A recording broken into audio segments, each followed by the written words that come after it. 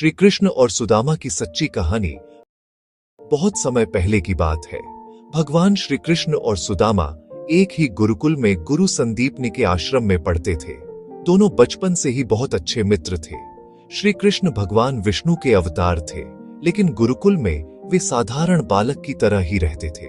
सुदामा बहुत गरीब थे, लेकिन वे सच्चे और ईमानदार थे। एक दिन गुरुजी की पत्नी ने श्री कृष्ण और सुदामा को जंगल से लकड़ी लाने भेजा। जंगल में अचानक तेज बारिश और आंधी आ गई। दोनों रात भर जंगल में फंसे रहे। वे एक दूसरे का हाथ पकड़कर भगवान से प्रार्थना करते रहे। सुबह गुरुजी ने उन्हें ढूंढ लिया और आशीर्वाद दिया।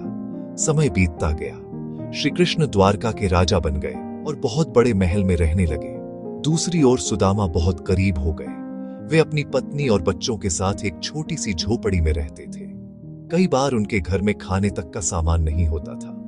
एक दिन सुदामा की पत्नी ने कहा, तुम्हारे मित्र श्री कृष्ण अब राजा हैं, उनसे मिलाओ, वे हमारी मदद करेंगे। सुदामा को कुछ मांगने में संकोच हो रहा था, लेकिन पत्नी के कहने पर वे मान गए। उनकी पत्नी ने थोड़े से चावल और पोहे एक कपड़े में बांध कर दे दिए। सुदामा कई दिनों तक पैदल चलकर द्वारका पहुंचे। उनके कपड़े फटे हुए थे और वे बहुत थके हुए थे।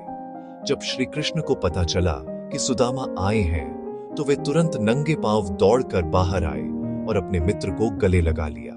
सभी लोग यह देखकर हैरान रह गए कि एक राजा एक गरीब व्यक्ति से इतना प्रेम कर रहा है। श्री कृष्ण ने सुदामा को अपने सिंहासन पर बैठाया और उनके चरण धोए।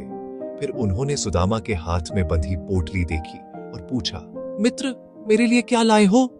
सुदामा शर्माते हुए बोले, कुछ नहीं प्रभु, बस थोड़ा सा पोहा।